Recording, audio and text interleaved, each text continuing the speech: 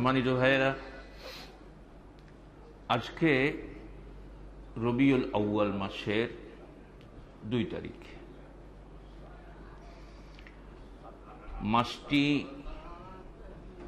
কয়েকটি কারণে আলোচিত এবং ঐতিহাসিক মাস। পাশাপাশি এই মাসটি মুসলিম উম্মার কোন কোন অঞ্চলে, বিশেষ করে উপমহাদেশের দেশগুলোতে একটি জঘন্য বিদআত চর্চার মাস এ রবিউল আউয়াল মাস।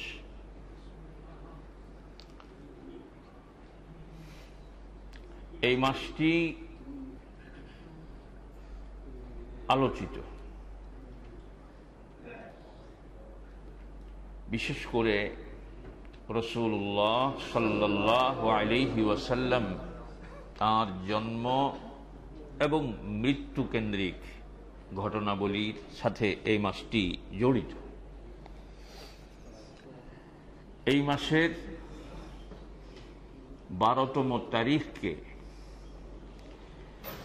আমাদের দেশে, উপমহাদেশে ঈদে মিলাদুন নবী নামে উদযাপন করা হয়। আজকে আমরা এই বিষয়ক সংক্ষিপ্ত আলোচনা শোনার এবং জানার চেষ্টা করব, সাথে সাথে মানার চেষ্টা করব। আল্লাহ তৌফিক দিন, বলি আমিন। কোরআন কারীমে সূরা আন-নূর 18তম পারায়, ওখানে আল্লাহ রাব্বুল আলামিন মুমিনদের সিফাত, বৈশিষ্ট্য সম্পর্কে বলেছেন, ইন্নামা কানা কাওলাল মুমিনিনা ইযা দুউ ইলাল্লাহি ওয়া রাসূলিহি লিয়াহকুমা বাইনাহুম আন ইয়াকুলু সামি'না ওয়া আতা'না ওয়া উলাইকা হুমুল মুফলিহুন। আল্লাহ রাব্বুল আলামিন তাঁর অনুগত মুমিন বান্দাদের বৈশিষ্ট্য সম্পর্কে বলতে গিয়ে বলেছেন যে মুমিনদের কথা তো শুধু এই হয়, ইন্নামা কানা কাওলাল মুমিনিন, যখন তাদেরকে ইযা দুউ ইলাল্লাহি ওয়া রাসূলিহি লিয়াহকুমা বাইনাহুম, তাদেরকে যখন আল্লাহ এবং তার রাসূলের দিকে ডাকা হয়, আহ্বান করা হয়, লিয়াহকুমা বাইনাহুম, তাদের মাঝে ফায়সালা করবার জন্য, অর্থাৎ কোরআন এবং সুন্নাহ ভিত্তিক ফায়সালার দিকে যখন তাদেরকে আহ্বান করা হয়, তখন তাদের কথা শুধু এই হয়, আন ইয়াকুলু সামি'না ওয়া আতা'না, আমরা শুনলাম এবং মেনে নিলাম, শুনলাম এবং মেনে নিলাম। কোরআন সুন্নাহর দলিল ভিত্তিক কথার মধ্যে কোনো কিন্তু খোঁজা, বক্র ব্যাখ্যা দাঁড় করানো, অমুক হুজুর কি কম বুঝতেন, এতদিন চলে আসছে, তাহলে পূর্বপুরুষরা কি তাহলে ভুলের মধ্যে নিমজ্জিত ছিলেন, এই জাতীয় বক্র কথা বলা এটা মুমিনের সিফাত নয়। কথাটা ক্লিয়ার করতে পেরেছি? মুমিনদের কথা কি হয়? আন ইয়াকুলু সামি'না ওয়া আতা'না, শুনলাম আর কি মেনে নিলাম। এটা নিজের চিন্তার সাথে, মতের সাথে, দীর্ঘকালের সামাজিক প্রচলনের সাথে যতটাই সাংঘর্ষিক হোক, যেহেতু এটি কোরআনের কথা, যেহেতু এটি রাসূল আরবি সাল্লাল্লাহু আলাইহি ওয়াসাল্লামের কথা, অর্থাৎ দলিল ভিত্তিক কথা, সেখানে কোনো কিল ও কাল করা, কোনো কথা দাঁড় করানো, বক্র যুক্তি দাঁড় করানো, এগুলো কিন্তু মুমিনের সিফত নয়। এগুলো হচ্ছে মূলত আহলে কিতাব, ইহুদি খ্রিস্টানদের সিফত। কথাটা বুঝে আসছে? এটা কাদের সিফত? ইহুদি খ্রিস্টান তথা কাফেরদের সিফত।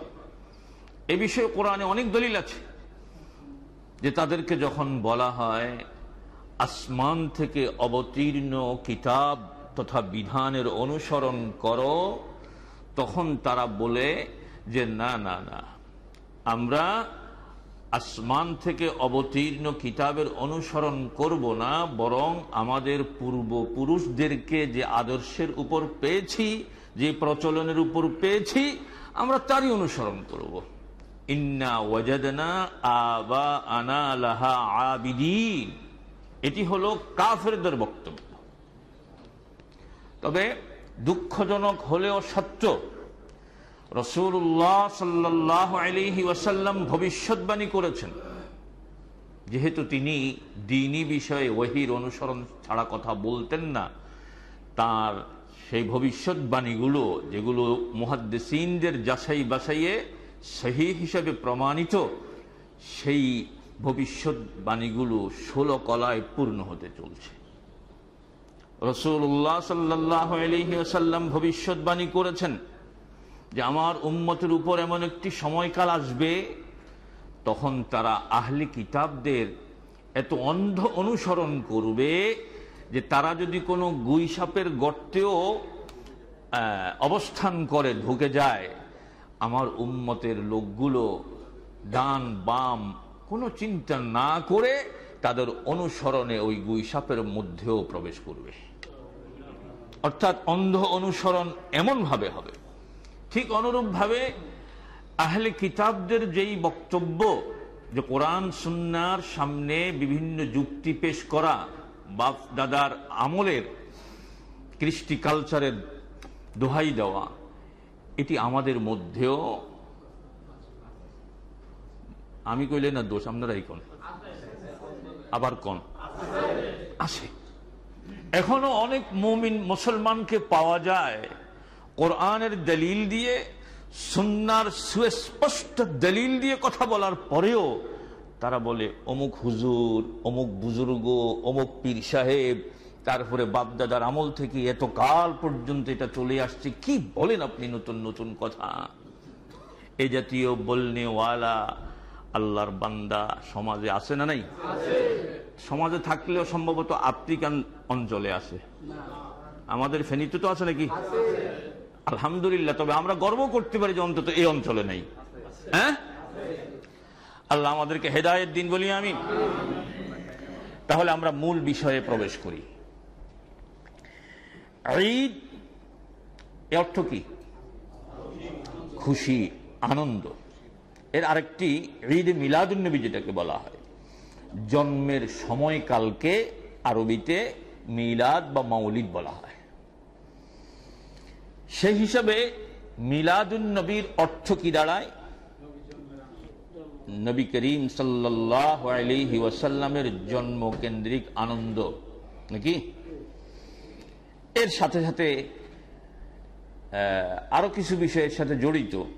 নবী সাল্লাল্লাহু আলাইহি ওয়াসাল্লামের জন্মের বিবরণ, কিছু ওয়াজ ও নবীর সাল্লাল্লাহু আলাইহি ওয়াসাল্লামের রূহের আগমন কল্পনা করে তার সম্মানে উঠে দাঁড়িয়ে ইয়া নবী সালামু আলাইকা বলা।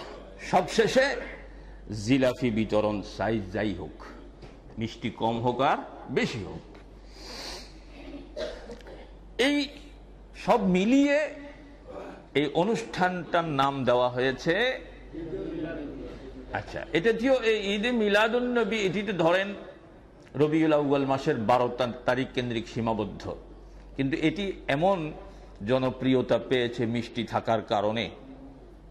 কি এতটা জনপ্রিয়তা পেয়েছে, এটাকে ঈদ শব্দটা 12ই রবিউল আউয়ালের জন্য রেখে আর বাকি সময়গুলোর জন্য মিলাদ শরীফ নাম দিয়ে, কেউ বিদেশ যাইতে, কেউ বিদেশে যাইয়া প্রথম বেতন পাইছে পাঠাইছে ওইটা দিয়ে, কেউ মরছে 4 দিন না 40 ঘর উদ্বোধন করবে, দোকান উদ্বোধন করবে, সর্বক্ষেত্রে এটাকে ছড়িয়ে দেওয়া হয়েছে। তো জিলাফি আমরাও পাই, আপনারাও পান, ঠিক না রে ভাই? পাশাপাশি আমরা আরো একটি জিনিসও পাই, আরো একটি জিনিসও পাই, সেটার নাম কি? হাদিয়া। তো যার কারণে জিলাফিও আছে, হাদিয়াও। তো এখন আমি যদি ডায়াবেটিসের রোগী হয়ে থাকি, হ্যাঁ আমি ডায়াবেটিসের রোগী, জিলাপি বর্জন করলেও হাদিয়া গ্রহণ করলে ডায়াবেটিস বাড়বে এমন কোন ডাক্তার পৃথিবীতে আবিষ্কার হয়নি। এই হাদিয়ার লোভে, এই হাদিয়া নামক এই অবৈধ উপার্জন রক্ষা করার লোভে আমার মতো দাড়িওয়ালা টুপিওয়ালা সমাজে হুজুর হিসাবে পরিচিত ব্যক্তিত্বরা এটাকে মানুষের কাছে মিলাদ শরীফ নামে সরবরাহ করেন এবং খুব ভাব গাম্ভীর্যের সাথে এই অনুষ্ঠানটা পালন করেন। কথা ঠিক কি ঠিক না বলেন? এখন আমরা জানতে চেষ্টা করি যে এই যে মিলাদ, ঈদে মিলাদুন নবী রাসূল করিম সাল্লাল্লাহু আলাইহি ওয়াসাল্লামের যুগে কি ছিল? না। কেমনে জানলেন? ছিল না। মাশাআল্লাহ। সাহাবায়ে কেরাম সোয়া লক্ষাধিক, এই সোয়া লক্ষাধিক আমভাবে বললাম, তবে 1,17,000 কথাই সর্বাধিক সহি। তো সোয়া লক্ষাধিক সাহাবায়ে কেরাম যারা রাসূলুল্লাহ সাল্লাল্লাহু আলাইহি ওয়াসাল্লামকে নিজের প্রাণের চাইতেও বেশি ভালোবাসতেন। এর মধ্যে খোলাফায়ে রাশিদিন 30 বছর কাল খেলাফতের গুরুদায়িত্ব পালন করেছেন। কয়জন? জোরে? 4 জন। 4 জনই কোনো না কোনো ভাবে রাসূলুল্লাহ সাল্লাল্লাহু আলাইহি ওয়াসাল্লামের আত্মীয়। 2 জন শ্বশুর আর 2 জন জামাই। শ্বশুর হলেন আবু বকর সিদ্দিক রাদিয়াল্লাহু তাআলা আনহু ওয়া আরদাহ, আরেকজনকে উমর ইবনুল খাত্তাব রাদিয়াল্লাহু তাআলা আনহু। আর 2 জন হলেন জামাই, উসমান ইবনু আফফান রাদিয়াল্লাহু তাআলা আনহু ওয়া আরদাহ, আরেকজন হলো আলী ইবনু আবু তালিব রাদিয়াল্লাহু তাআলা আনহু। প্রথম 2 জন শ্বশুর, পরবর্তী 2 জন জামাই। একদিক থেকে সাহাবী হিসেবে রাসূলের প্রতি প্রাণাধিক ভালোবাসা ছিল, সাথে সাথে যোগ হয়েছে আত্মীয়তার সুসম্পর্ক, এর সাথে যোগ হয়েছে খেলাফতের একক পাওয়ার। এটি কিন্তু পার্লামেন্টারিয়ান সিস্টেমের পাওয়ার ছিল না, যে সংসদের অধিকাংশের ভোটে যেটা জিতবে ওইটা পাশ করব, বিষয়টা এমন না। খলিফা যা বলেছেন তা, কি কথা ঠিক না? এমন একক পাওয়ার। এরপরেও এই খোলাফায়ে রাশিদিনের 4 জনের কোন একজন 30 বছরের মধ্যে একবার, অনলি একবার করেছেন মর্মেও জাল সূত্রেও কোনো প্রমাণ নেই।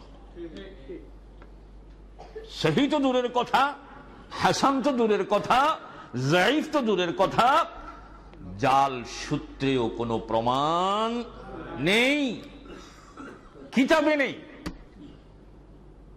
কোথায় নেই? কিতাবে নেই। তাহলে প্রশ্ন জাগে, আরেকটু বলে ফেলি, খোলাফায়ে রাশিদিনের 4 জন বাদ দিলে আর যত কেউ একবারের জন্য করেছেন প্রমাণ নেই। মুসলিম উম্মার নিকট গ্রহণযোগ্য ফিকহের ইমাম 4 জন, আরো আছে মশহুর। কয়জন? 4 জন। এই 4 জন ইমাম, উনাদের কেউ একজন, প্রথম ইমাম আবু হানিফা রাহিমাহুল্লাহ নওয়ারাল্লাহু মারকাদাহু ওয়া জাআলাল জান্নাতা মাসওয়াহু, যাকে ফিকহের ইমামদের দাদা বলা হয়। এরপরে ইমাম মালিক রাহিমাহুল্লাহ, এরপরে ইমাম শাফিঈ রাহিমাহুল্লাহ, এরপরে ইমাম আহলুস সুন্নাহ ওয়াল জামাআহ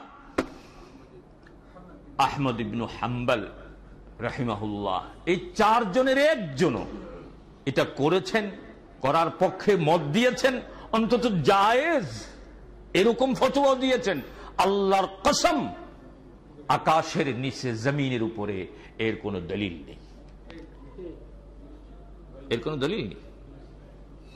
সোজা সাপটা কথা, রাসূলের যুগে প্রচলন ছিল না, খোলাফায়ে রাশিদিনদের যুগে ছিল না, অন্যান্য সাহাবীদের যুগে ছিল না, চার ইমামদের যুগে ছিল না, পরবর্তীতেও ছিল না।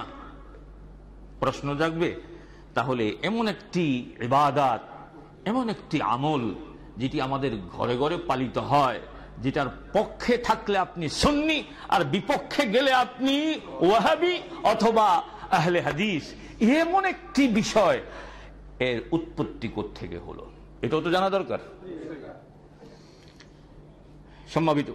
সম্মানিত ভাইয়েরা, সুলতান সালাউদ্দিন আইয়ুবী নাম শুনেননি? দুর্দণ্ড প্রতাপে তিনি 532 থেকে 589 হিজরি এই সময়কালের ব্যক্তি ছিলেন। তিনি তার শাসনকালে ইরাকের এরবল শহর, কি নাম শহরের নাম কি? ইরাকের এরবল এলাকার গভর্নর হিসেবে নিযুক্তি দেন। তার নাম ছিল আবু সাঈদ মুজাফফরউদ্দিন কুকুবুরি। কি নাম ছিল? আবু সাঈদ মুজাফফরউদ্দিন কুকুবুরি। সর্বপ্রথম তার মাধ্যমে এটার সূচনা হয় বলে কোন কোন ঐতিহাসিক মত প্রকাশ করেছেন, এবং এই মতটাকে, যে কয়টা মত আছে তোর মধ্যে সর্বাপেক্ষা শক্তিশালী মত বলে থাকেন। তিনি অর্থাৎ কে? কুকুবুরি। বাকিটার মুখস্থ না করতে পারলেও কুকুবুরি তো পারা যাবে। এই ব্যক্তিটি এই মিলাদ উদযাপনের নামে চরম স্বেচ্ছাচারিতায় লিপ্ত হতেন। এটি আপনারা আল বিদায়া ওয়ান নিহায়া আপনার 13 নম্বর খণ্ড 137 পৃষ্ঠায় পাবেন। এখান থেকে মূলত এই মিলাদের উৎপত্তি। এই কুকুবুরি ছিলেন শিয়া। কি ছিলেন? শিয়া। এই জন্য দেখবেন অধিকাংশ বেদাতের নাম পার্সি ভাষায়। কি ভাষায়? এই যে বুধবার গেল, আজকে তো শুক্রবার, গতকালকে বৃহস্পতিবার, এর আগের দিন কি ছিল? বুধবার। আখেরি চাহার সোমবার, কথাটি, বাক্যটি পার্সি। রাসূলুল্লাহ সাল্লাল্লাহু আলাইহি ওয়াসাল্লাম সফর মাসের শেষ বুধবারে তিনি একটু আগে একটু সুস্থ হয়েছিলেন। ভালো কথা, অসুস্থ ছিলেন, সাময়িক সুস্থতা বোধ করেছেন, কিন্তু এটাকে একটা দিবস হিসাবে উদযাপন করতে হবে, এটা কোথায় পেলেন? ওই কথা একটা বাপদাদারা করিয়ে এসে আর করলে অসুবিধা। তাহলে এখানে এই আখেরি চাহার সোমবার, এটাও পার্সি শব্দ। সোমবার মানে বুধবার। কি? এভাবে অনেক বিষয় পাবেন। এখন আসি, তার মানে রাসূলুল্লাহ সাল্লাল্লাহু আলাইহি ওয়াসাল্লাম এর ওয়াফাতের, মৃত্যুর প্রায় 650 বা 700 বছর পর থেকে এই মিলাদুন নবী, ঈদ মিলাদুন নবী উদযাপন শুরু হয়। তাহলে এটা সওয়াবের কাম কেমনে হয়? কোন? যদি বলেন যে এটা খুব সওয়াবের কাজ, তাহলে প্রশ্ন জাগে যে এটা উৎপত্তি হওয়ার পূর্ববর্তী 600 বছরের মধ্যে রাসূল সাল্লাল্লাহু আলাইহি ওয়াসাল্লাম পর্যন্ত এই সময়কালের মধ্যে কোন ব্যক্তি এই আমলটা সওয়াবের কাজ বুঝলেন না? কি কথা এটা দাঁড়ায় না? ভুলে গেছে। এখন আসেন, এই ঈদ মিলাদুন নবী পালন করার হুকুম কি? এখন যদি প্রশ্ন করি তাহলে কয়েকটা জবাব দিবেন, করলে অসুবিধা কি? এটাও একটা জবাব। বাপদাদারা করিয়াইছে, আর এখানে তো জানাবা বিচার করছে না, ইয়া নবী সালামু আলাইকা, কি এগুলোই তো করছে। খারাপ কাজ কি? আমাদের সমাজে শয়তান, ইবলিস এমন একটি দর্শন থ্রো করে দিয়েছে যে এটা তো বালা কাজে না। এটা কি কাজ? বালা কাজ। রাসূল করে নাই, এই কারণে বেদাত, কিন্তু কর্মটা তো আর মন্দ না। ইয়া নবী সালামু আলাইকা কই, এই যুক্তি দিয়া রাসূল যে কাজ করেননি, সাহাবায়ে কিরাম যে কাজ করেননি, এমন বিদআতগুলো সমাজে বাজারজাত করাটা সহজ হয়েছে। ওই চিন্তা একটা করলে, আরে বেটা করলে অসুবিধা কি, তুই যে কথা বলস, বুঝার কে তুই? রাসূল বুঝেন নাই, সাহাবায়ে কেরাম বুঝেন নাই, তুই বুঝলিস।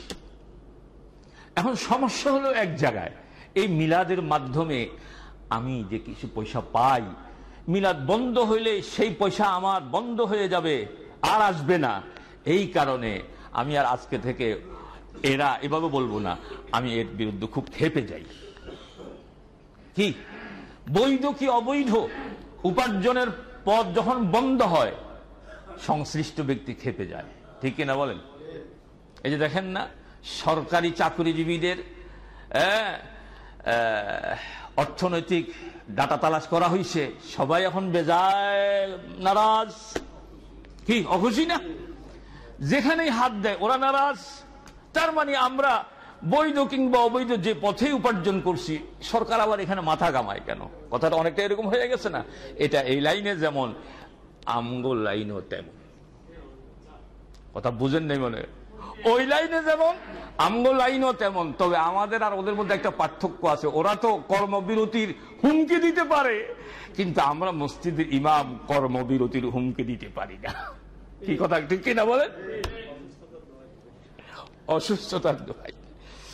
আসুন আমরা এখন জানতে চেষ্টা করি, এই ঈদে মিলাদুন নবী সহ, মিলাদ শরীফ বা ঈদে মিলাদুন নবী সহ সমাজে যেই সকল বিদআত ঝেঁকে বসে আছে, এই সকল বিদআতের ব্যাপারে ইসলামী শরিয়ার হুকুম কি? আমরা তো গড় যুক্তি দিয়া জায়েজ করে ফেলতেছি, হুকুম কি? রাসূলুল্লাহ জোরে বলেন সাল্লাল্লাহু আলাইহি ওয়াসাল্লাম, তিনি স্পষ্ট ভাষায় বলেছেন। দলিলটি আপনারা বুখারীতে পাবেন, হাদিস নম্বর 2697, মিশকাতুল মাসাবিহ বা মিশকাতে পাবেন হাদিস নম্বর 140। এখানে কিতাব আছে, হাদিস গ্রন্থের যে নাম বলছি কিতাব আছে। ইনশাআল্লাহ আপনারা যদি সহযোগিতা করেন, তাহলে এই মসজিদ কেন্দ্রিক সমৃদ্ধ গ্রন্থাগার ইনশাআল্লাহ করা হবে। বলি ইনশাআল্লাহ, বলি ইনশাআল্লাহ। আল্লাহ রাসূল বলেছেন, মান আহদাসা ফি আমরিনা হাযা মা লাইসা ফীহি, আরেকবার তো আছে মা লাইসা মিনহু ফাহুয়া রাদ। যে ব্যক্তি আমাদের শরীয়তে সওয়াবের আশায় ইবাদত হিসেবে এমন কিছু নতুন পথ পন্থা পদ্ধতি বা রীতিনীতি সৃষ্টি করলো, যা তার অর্থাৎ আমাদের দ্বীনের মধ্যে নেই, আমি করি নাই, আমার সাহাবায়ে কেরাম করেননি, এমন কোন কাজ ইবাদতের অংশ মনে করে সওয়াবের আশায় যে করবে, কবুল করা হবে না, ফাহুয়া রাদ, এটা প্রত্যাখ্যাত হবে। এটা কি হবে? প্রত্যাখ্যাত মানে কি? বাদ দেওয়া হবে, ডিলিট করে দেওয়া হবে, আল্লাহর দরবারে কবুল হবে না। তাহলে আপনি আমি এই মিলাদুন নবী নামে, ঈদ মিলাদুন নবী বা মিলাদ শরীফের আয়োজন করে যে টাকাটা খরচ করি, আমারে যে টাকাটা হাদিয়া দেন, দিছেন তো? আল্লাহ হেফাজত করুন বলি আমি। এটা আপনার লস না? লস না? আবার কয় না?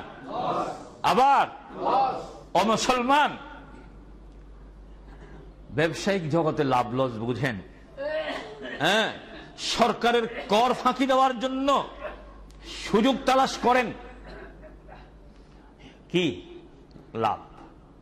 কিন্তু এক্ষেত্রে আইলে আপনি তখন এই লসটা বুঝেন না, যে আমি যে 850 টাকার দরের গরুর গোশত কিনে, তারপরে মোরগ কিনে বিভিন্ন পোলাও করে হুজুর সহ আরো জনের খাওয়াইলাম, এখানে আমার 10-12 হাজার টাকা গেল, হুজুরকে যা হাদিয়া দিলাম, এটা আমার সম্পূর্ণ লস।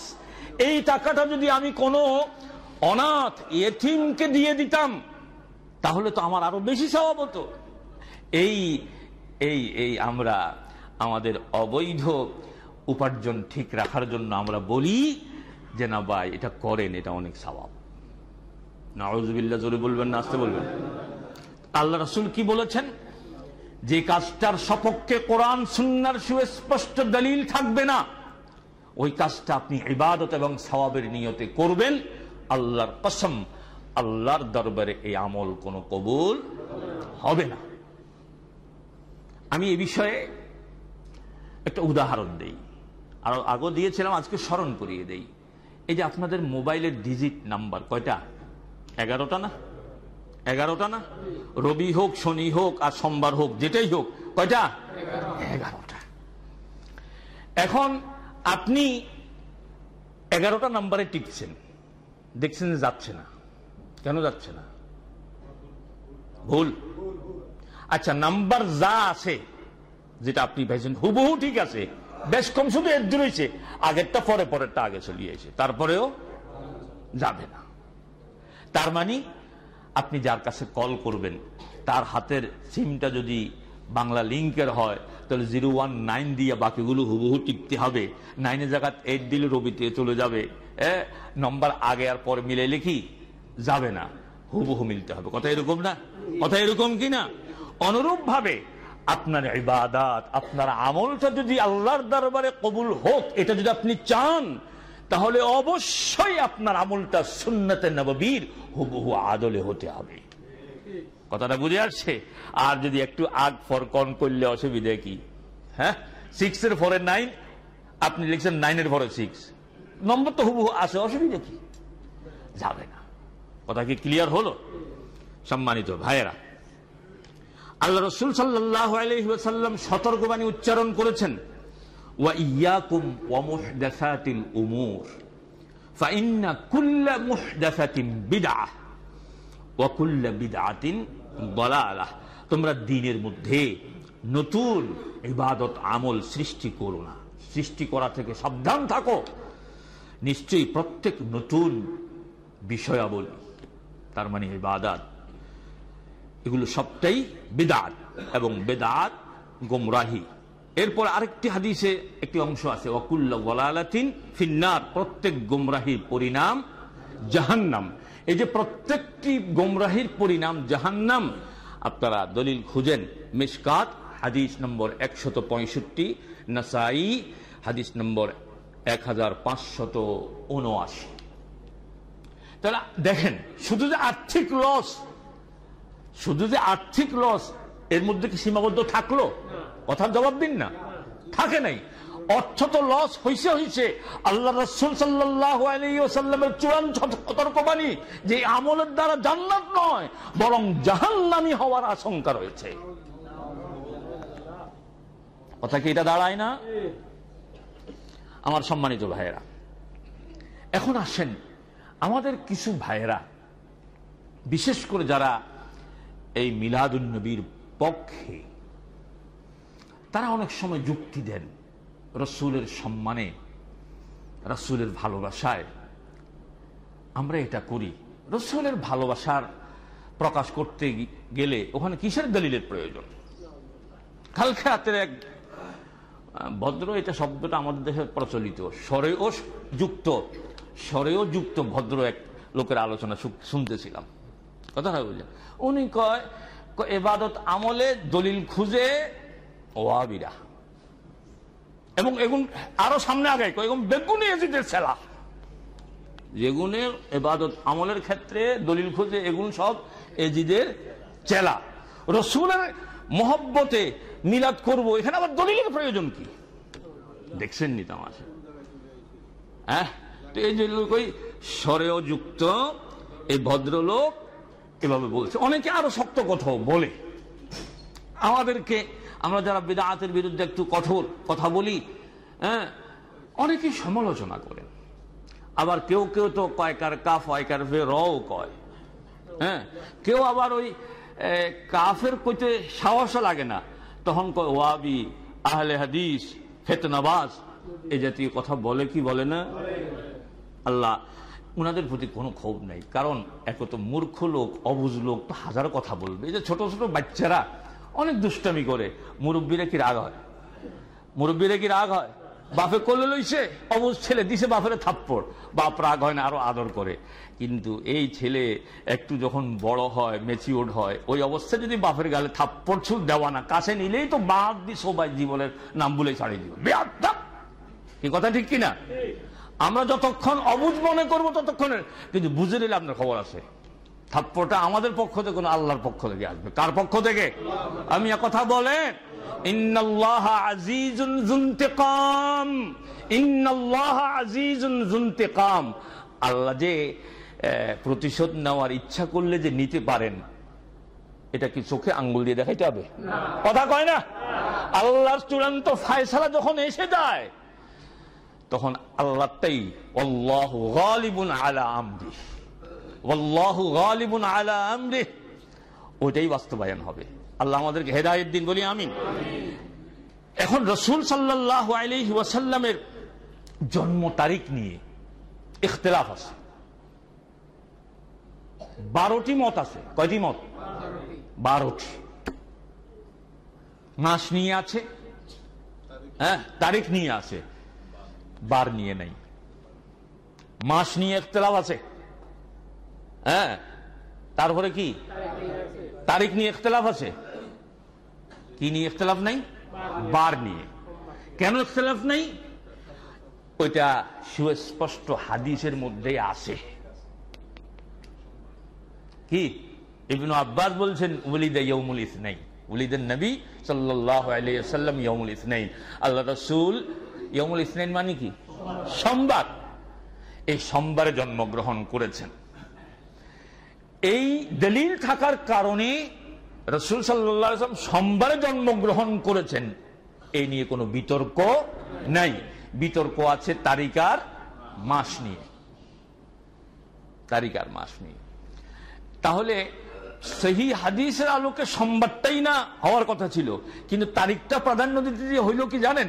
কোন কোন সময় রবিবারেও ঈদে মিলাদুন নবী পালন করে, কি বুধবারেও পালন করে, এরকম হয় কি হয় না? আল্লাহ আল্লাহ আমাদেরকে হেদায়েত দিন। এখন আসেন, হাদিসের মধ্যে পাওয়া যায় রাসূল সাল্লাল্লাহু আলাইহি ওয়াসাল্লামকে জিজ্ঞেস করা হয়েছিল, আপনি নিয়মিত সোমবার এবং বৃহস্পতিবার সিয়াম পালন করেন। এক হাদিসে এসছে আল্লাহর দরবারে বান্দার আমল পেশ করা হয়, আমি চাই আমার আমলগুলো রোজা অবস্থায় পেশ হোক। আরেকটা হাদিসে এসছে যে আমি উলিদতু ইয়াউমুল ইসনাইন, যে আমি ইয়াউমুল ইসনাইনে জন্মগ্রহণ করেছি। তাহলে ঈদে মিলাদুন নবী যদি পালন করতেই চান, আবারও বলছি, রাসূলের মহাব্বতে আপনি যদি মিলাদুন নবী পালন করতে চান, তাহলে আপনার তো উচিত হবে প্রতি সপ্তাহের সোমবারে সিয়াম পালন করা। এটা না সুন্নাহ। কি কথা ঠিক কি ঠিক না বলেন? এখন সোমবারে সিয়াম পালন না করে আপনি রবিউল আউয়াল মাসের অপেক্ষা করছেন, 12 তারিখের অপেক্ষা করছেন, বারটা বুধবার হোক আর শনিবার হোক, আপনি সেটা পালন করছেন। এটিতে সুস্পষ্ট গোমরাহি, এটিতে সুস্পষ্ট মূর্খতা। কিন্তু দুঃখজনক হলেও সত্যরূঢ় হলেও বাস্তব, এই মূর্খরা, এই অবুঝ শ্রেণীরা সমাজের অনেকের কাছে ওলিয়ে কামেল, পীরে কামিল, মুর্শিদে হামিল, মুজাদ্দিদে আল ফিসানি, সারা গায়ে বেদাতের চুলকানি, এই হিসাবে বুজুর্গ হিসাবে সমাদৃত না সমাজে? কথা কয় না। আর আমরা যারা রাসূল আরবি সাল্লাল্লাহু আলাইহি ওয়াসাল্লামের সুন্নাহকে জিন্দা করার জন্য, প্রতিষ্ঠিত করার জন্য এবং বেদাতের মূলোৎপাটনে কথা বলি, আমাদের পেছনে কত ভাই যে কত কথা বলে আমলনামা ভারী করেন। আমি মাঝে মধ্যে চিন্তা করি, কিয়ামতে আখিরাতে আদালতে আল্লাহর দরবারে এই ভাইয়েরা কি জবাব দেবে, কি জবাব দেবে? আফসোস। অথচ আল্লাহ রাসূল বলেছেন, হারিয়ে যাওয়া, মরে যাওয়া, বিস্মৃত হওয়া কোন সুন্নাহকে যে জিন্দা করবে, এই সুন্নাহর উপরে যতজন আমল করবে, এর একটি সওয়াব জিন্দাকারী যিনি, তার আমল নামায় যোগ হবে। এবং আরেকটি হাদিসে এসছে, রাসূলুল্লাহ সাল্লাল্লাহু আলাইহি ওয়াসাল্লামের সাথে সে জান্নাতে স্থান পাবে। এই মহা ফজিলতপূর্ণ বিষয়গুলো, ও কারণ একটাই ভাই, ফুলুস। সব কি ফুলুস। খালি আমরা সরকারি দুর্নীতির বিরুদ্ধে সোচ্চার, কিন্তু আমার মতো লোকদের ধর্মের নামে যে দুর্নীতিগুলো আমরা করি, এগুলোর ব্যাপারে কথা কইতে সাপ বালা না, হুজুরি যা বেশি কথা কয় কি কয় না। রসুলকে ভালোবাসতে হবে, সেটা প্রমাণ দিতে হবে রসুলের সুন্নাহর অনুসরণ করে। মান আহাব্বা সুন্নতি ফাকাদ আহাব্বানি ওয়া মান আহাব্বানি কানা মাই ফিল জান্নাহ। যে ব্যক্তি আমাকে ভালোবাসলো, আমার সুন্নতকে ভালোবাসলো, এই ভালোবাসার অর্থ কি? সুন্নতের একটা লিস্টি কইরা তার কাগজটারে সকাল সন্ধ্যায় চুমু দিবেন, কথাটি কি এরকম? না, আমলের মাধ্যমে, কর্মের মাধ্যমে, রসুলের সুন্নাহর যথাযথ অনুসরণের মাধ্যমে রসুলের সুন্নাহকে ভালোবাসতে হবে। আল্লাহ রসুল বলছেন, যে ব্যক্তি আমার সুন্নাহকে ভালোবাসলো সে প্রকারান্তরে আমাকেই ভালোবাসলো, আর যে ব্যক্তি আমাকে ভালোবাসলো সে জান্নাতে আমার সাথী হবে। মুসলমান রসুলকে ভালোবাসেন, এটার সত্যতার প্রমাণ দিতে হবে রসুলের সুন্নাহর অনুসরণ করে। সকল ক্ষেত্রে, নিজের জন্য, পরিবারের জন্য, সমাজের জন্য, রাজনীতির জন্য, সকল ক্ষেত্রে রাসূলুল্লাহ সাল্লাল্লাহু আলাইহি ওয়াসাল্লামের সুন্নাহর হুবহু অনুসরণ করতে হবে। কারণ আল্লাহ রসুলকে তো আল্লাহ এমন ভাবে তৈরি করেছেন, ব্যক্তি জীবনে রসুল কেমন ছিলেন সেটাও নিতে হবে, পারিবারিক জীবনে স্ত্রীদের সাথে কেমন আচরণ করতেন সেটা নিতে হবে, সমাজে লেনদেন থেকে শুরু করে তিনি কিভাবে কি করেছেন সেখান থেকে নিতে হবে। তিনি রাষ্ট্রপ্রধান ছিলেন, সুপ্রিম পাওয়ারের অধিকারী ছিলেন, তিনি সেটা কিভাবে পরিচালনা করেছেন এটাও সেখান থেকে নিতে হবে। সুন্নাহর যদি ব্যত্যয় ঘটে, মুসলমান ভালো করে কান পেতে শোনেন, রাসূলের সুন্নাহ নির্দেশনা আল্লাহর কাছে এত গুরুত্বপূর্ণ।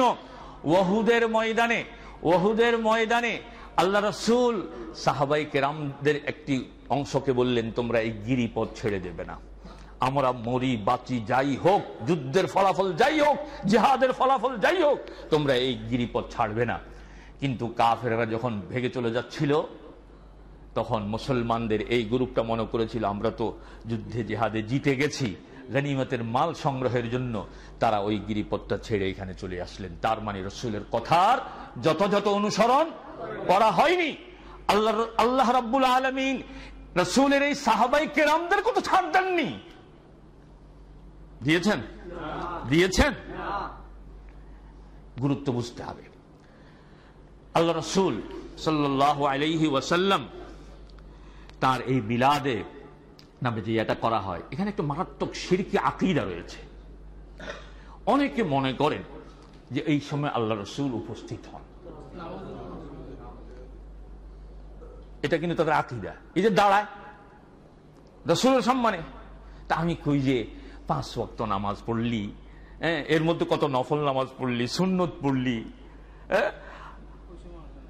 আসসালামু আলাইকা আইয়ুহান নবী, তারপরে দরুদ, এই সময় তো তোদেরকে দাঁড়াইতে দেখি না, ওই সময় আসে না কি? হাস্যকর বিষয়। অথচ কোন ব্যক্তি রূহ হাজির হয়, এই ধারণাটা কুফরি ধারণা। কি ধারণা?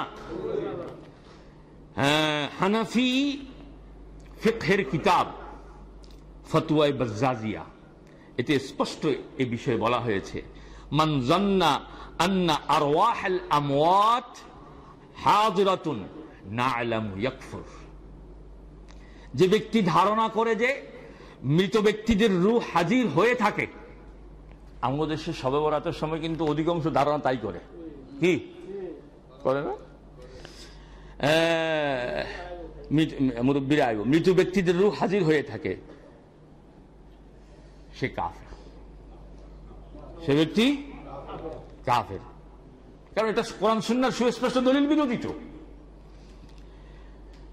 এইভাবে কোরআন সুন্নাহর সুস্পষ্ট দলিল প্রমাণ এর আলোকে আমাদেরকে চলতে হবে। ভবিষ্যতে তার উম্মতেরা উনাকে নিয়ে বাড়াবাড়ি করবেন, এই আশঙ্কা উনার ছিল। যেমন বাড়াবাড়ি আহলি কিতাবরা করে ইহুদিরা উযাইরকে, নাসারারা ঈসা ইবনু মারিয়ামকে আল্লাহর বেটা বানিয়েছে। وقالت اليهود عزير ابن الله وقالت النصارى المسيح ابن الله। এরা কিন্তু দুশমনি করে ঈসা আলাইহিস সালাম আর উযাইরকে আল্লাহর বেটা বানায়নি, ভালোবেসে। এটা হলো ভালোবাসার নামে বাড়াবাড়ি। রাসূলও সাল্লাল্লাহু আলাইহি ওয়াসাল্লাম তিনি আশঙ্কা করতেন, যার কারণে তিনি স্পষ্ট আদেশের সুরে বলেছেন, লা তুতুরুনি কামা আতরাতিন নাসারা ইবনা মারইয়াম, তোমরা আমাকে নিয়ে বাড়াবাড়ি করো না, আমাকে নিয়ে কি করো না, বাড়াবাড়ি করো না, যেভাবে নাসারাগণ ঈসা আলাইহিস সালাম সম্পর্কে বাড়াবাড়ি করেছে। ফাইন্নামা আনা আবদুহু, বরং তোমরা বলো আমি আল্লাহর বান্দা ও রাসূল, অর্থাৎ আমি আল্লাহর বান্দা। ফাকুলু, তোমরাও বলো আব্দুল্লাহি ওয়া রাসূলু, তিনি আল্লাহর বান্দা এবং রাসূল ছিলেন। ওমা মুহাম্মাদুন ইল্লা রাসূল, ওমা মুহাম্মাদুন ইল্লা রাসূল, মুহাম্মাদুর রাসূলুল্লাহ, ব্যাস। কিন্তু তার প্রেম ভালোবাসার নাম ভাঙিয়ে সমাজে যে ঈদ মিলাদুন নবী সহ আরো যে সকল বিদআত আছে, এগুলো একদিক থেকে আপনার অর্থ অপচয়ের শামিল, পণ্যশ্রমের শামিল, পাশাপাশি ওয়াকুল্লু দালালাতিন ফিন্নার। এই আমল দিয়ে আপনি আল্লাহর কাছে কিছু পাবেন তা নয়, বরং এই আমল আপনাকে জাহান্নামী করবে। এই সতর্কতাটা আপনারা সবসময় মনে রাখবেন। ক্লিয়ার কথা, মোলাখাস কথা, সেটা হলো ইসলামে ঈদ দুটো। কয়টি? কয়টি? ঈদুল ফিতর, আরেকটি হচ্ছে ঈদুল আযহা। এর বাহিরে আর কোন ঈদ ইসলামে স্বীকৃত নয়। যারা এগুলো প্রচার করে এর এই রাসূলের প্রতি মহব্বতে করে তা না, বরং বিভ্রান্তির কারণে করে, বুঝহীনতার কারণে করে, কোরআন সুন্নাহর যথাযথ জ্ঞান না থাকার কারণে করে। সম্মানিত উপস্থিতি, আমাদের ভাইয়েরা আপনাদের কাছে যাচ্ছে, আপনাদের সাধ্যের সর্বোচ্চটা দিয়ে মসজিদের জন্য দান করুন। আল্লাহ পাক আমাদের এই দানকে কবুল করুন বলি আমিন। আল্লাহ পাক বন্যা দুর্গতদের জন্য যারা দান করেছেন, কষ্ট করেছেন, দেশের বিভিন্ন জেলা থেকে ফেনীতে এসছেন, আমি নিজেই কয়েকদিন থেকে বদস্তুর অসুস্থ হয়ে পড়েছি। ঘরের মধ্যে প্রায় বলি যে যুবকরা এই যে হাড় ভাঙ্গা পরিশ্রম করেছে, এটা আসলে খুব কষ্টের কাজ। আল্লাহ পাক প্রত্যেককেই তার গায়বী খাজানা থেকে সর্বোত্তম জাযায়ে খায়র দান করুন বলি আমিন। দোয়া করবেন আল্লাহ পাক যেন বাংলাদেশ নামক পৃথিবীর অন্যতম বৃহত্তম মুসলিম জন অধ্যুষিত এই দেশকে সর্বপ্রকার অকল্যাণ থেকে হেফাজত করেন বলি আমিন। আল্লাহ পাক যেন বাংলাদেশ নিয়ে যে ষড়যন্ত্র আমাদের আমি ক্লিয়ার বলছি, আমাদের প্রতিবেশী ভাইয়েরা করছে, এই ষড়যন্ত্র থেকে আল্লাহ পাক এই দেশকে হেফাজত করুন। বর্তমান অন্তর্বর্তীকালীন সরকার যে সকল প্রতিশ্রুতি আমাদেরকে দিয়েছে, আমরাও তাদের প্রতি যথেষ্ট আশাবাদী। আল্লাহ পাক যেন এই অন্তর্বর্তীকালীন সরকারকে সঠিকভাবে পরিচালিত হওয়ার সুযোগ দেন, তৌফিক দেন বলি আমিন। এবং এদেশের বৃহত্তম জনগোষ্ঠীর চিন্তা চেতনার অনুকূল সংস্কার কাজ যেন ওনারা করতে পারে, আল্লাহ পাক তৌফিক দিন বলি আমিন। আকুলু মা তাসমাউন ওয়া আস্তাগফিরুল্লাহ লি ওয়া লাকুম ওয়া লিসাইরিল মুসলিমিন মিন কুল্লি যামব ফাস্তাগফিরুহু ইন্নাহু হুয়াল গফুরুর রহিম।